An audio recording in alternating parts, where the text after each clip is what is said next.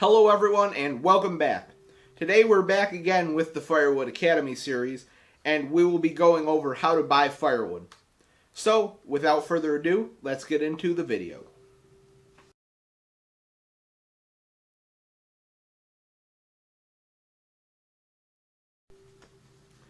Firewood heats the homes belonging to many people, but it also provides a warm atmospheric solution to ice-frosted mornings and chilly winter evenings.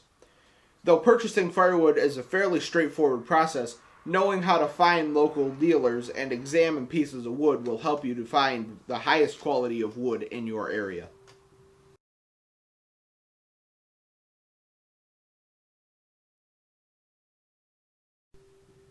Step 1. You want to look for a local firewood dealer or vendor. For the most part, firewood merchantry is a local industry, not a regional or national one. As such, you'll need to acquire your wood from a local dealer. In some areas, chain stores sell firewood as well, but that wood is typically more expensive and lower quality than locally sourced alternatives. Some states list their firewood dealers on Firewood Scout. I'll have a link to that in the description below. For other states, as well as places outside the U.S., just search online to find a local dealer.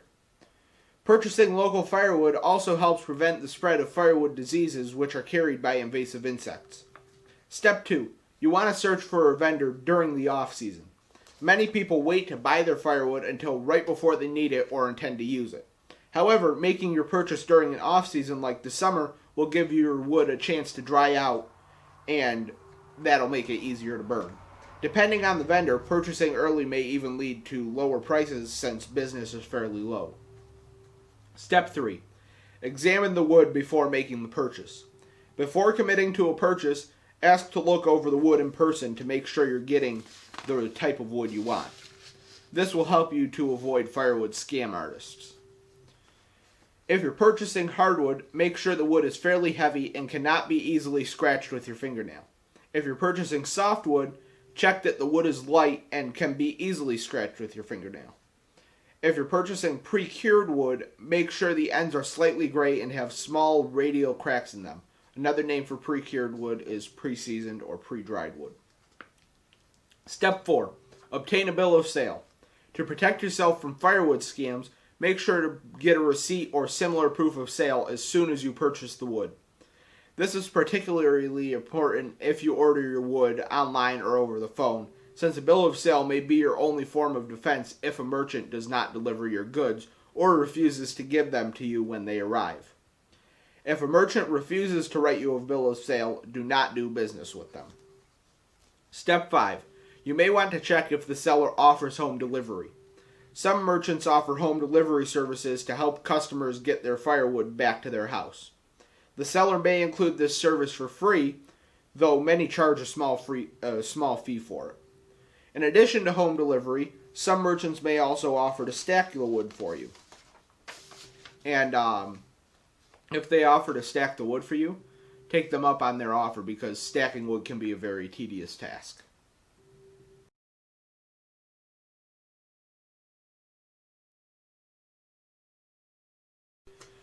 Number 1. You want to purchase hardwood for most general purpose fires. Hardwood is the most popular form of firewood because it burns hot without creating a lot of sparks or smoke. Though it's more expensive than softwood, it makes up for the price difference by burning much longer. When making your purchase, look for popular types of hardwoods like oak, maple, cherry, elm, and walnut. If you live in an area where there are a lot of apple orchards, applewood may even be an option, and applewood is great firewood. Number 2. Use softwood for short outdoor fires. Softwood is far less dense than hardwood, meaning it burns incredibly quickly and creates large flames with lots of smoke. Though not suitable for long-term or indoor fires, softwood may be perfect for short outdoor fires during the spring, summer, and fall. Well, softwood is suitable for indoor fires, but it needs to be seasoned for quite a long time to prevent excess creosote buildup, and you need to get your chimney cleaned every year. If you do decide to purchase softwood, look for popular types like pine, spruce, fir, and poplar. And number 3, Do not use resinous softwood or altered firewood indoors. If you want to create an indoor fire, do not purchase resinous softwoods like pine and spruce because they could potentially start a chimney fire if there's enough creosote there. In addition, avoid pressure-treated, stained, and painted lumber as well as manufactured products like plywood. When burned, these items release toxic gases that are harmful to humans. And probably your pets too.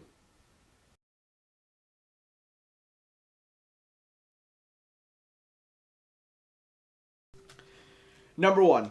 Buy a full cord if you plan to create outdoor fires. A full cord of firewood is approximately 8 feet long, 4 feet high, and 4 feet deep.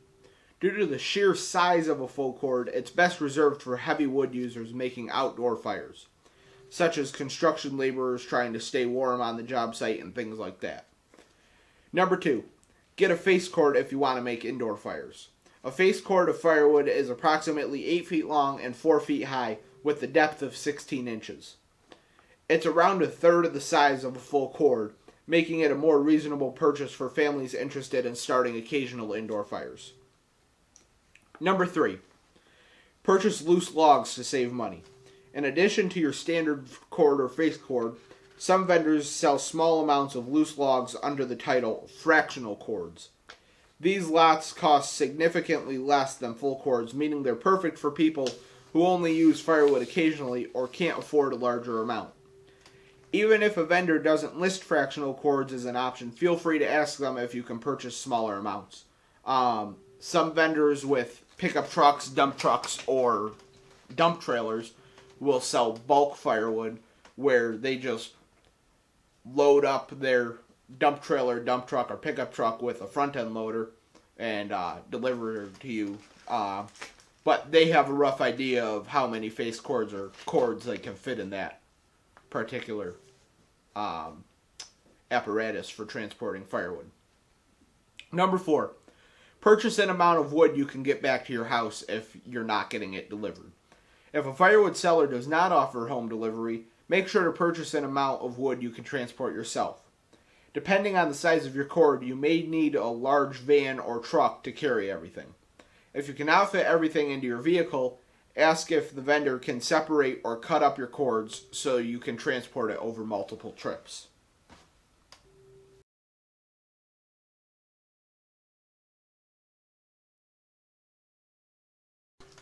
Number 1. Choose a convenient location to store your wood. When the weather gets cold enough to warrant a fire, hauling wood around can be a stressful experience. To avoid this, try to find a firewood storage location that's as close to the burning location as possible. If you do not burn a lot of wood, a Rubbermaid tote will work great. Number 2. Place your firewood on a dry surface. To keep your firewood from rotting, make sure to store it on a clean, dry surface like concrete, asphalt, or gravel. Do not store your firewood on soil or similar surfaces, since doing so will expose it to harmful bugs and bacteria. If necessary, you can create a dry surface for your lumber by covering the ground with wood boards or a tarp. Number 3. Stack your firewood to prevent rot. Instead of simply tossing your firewood in a pile, stack the logs on top of each other. Doing so will help air to reach every piece of wood, ensuring they stay fresh and don't dry out too quickly. To make sure your stack is stable, do not build it higher than 4 feet tall. Number 4. Covering your wood with a tarp will help to keep the moisture out. If you're storing your firewood in a particularly humid area, make sure to cover the tops of the logs with a tarp. This will prevent rain and unwanted moisture from seeping into the lumber. And number 5. Let the wood season before use if necessary. I've got a whole video that talks about seasoning wood, but I'll just briefly describe it now. Newly harvested firewood does not burn nearly as well as dry firewood. As such, if you purchase relatively fresh wood, plan to let it sit and dry out for up to 9 months before use. That process is known as seasoning. Fresh firewood is slightly green and incredibly heavy.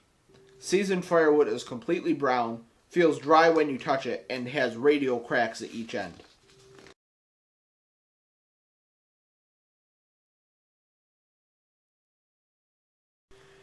I hope you guys liked this video.